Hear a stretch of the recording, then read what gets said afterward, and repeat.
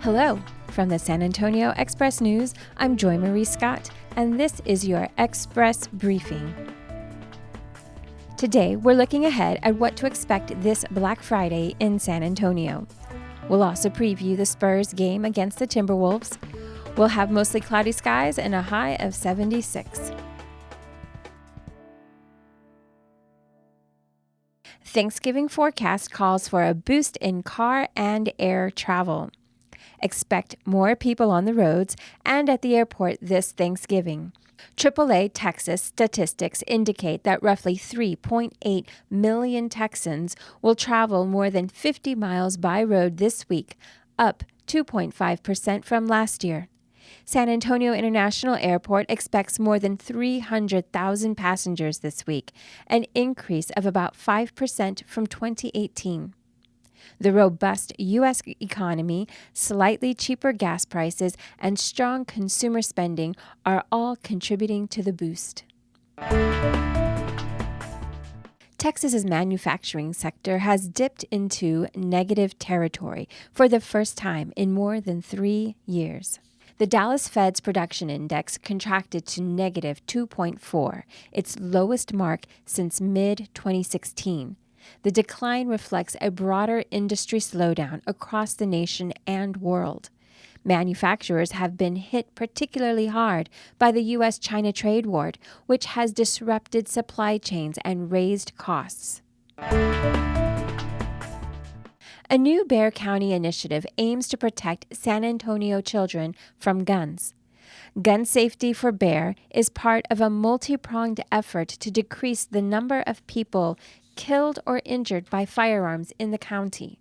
Advertising for it and a national Be Smart campaign will roll out on the sides of VIA buses this week. The Bexar County Sheriff's Office and University Health System will also distribute 17,000 gun locks over the next year. Texas is the latest state to drop out of an antitrust lawsuit fighting to kill the T-Mobile-Sprint merger. Attorney General Ken Paxton reached a settlement with the companies just weeks before the issue is set to go to trial. A group of 14 states and the District of Columbia remain in the suit. With Texas, Mississippi, and Colorado dropping out, no Republican attorneys general remain in the coalition. Consider a subscription to the Express News, the voice of South Texas since 1865. Just 95 cents for the first month, a digital subscription helps support our work covering San Antonio and South Texas. You'll get access to all our stories on expressnews.com. Join us at expressnews.com/subscribe. And another news to know today.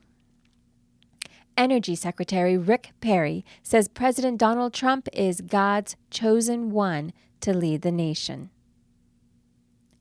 Dear Phil Collins, the Alamo is in the middle of new battles you should know about, writes Elaine Ayala in her latest column.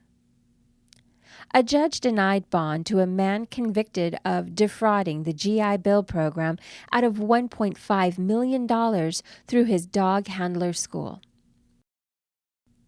Texas border agents seized 154 pounds of Mexican bologna from a driver at an El Paso port of entry.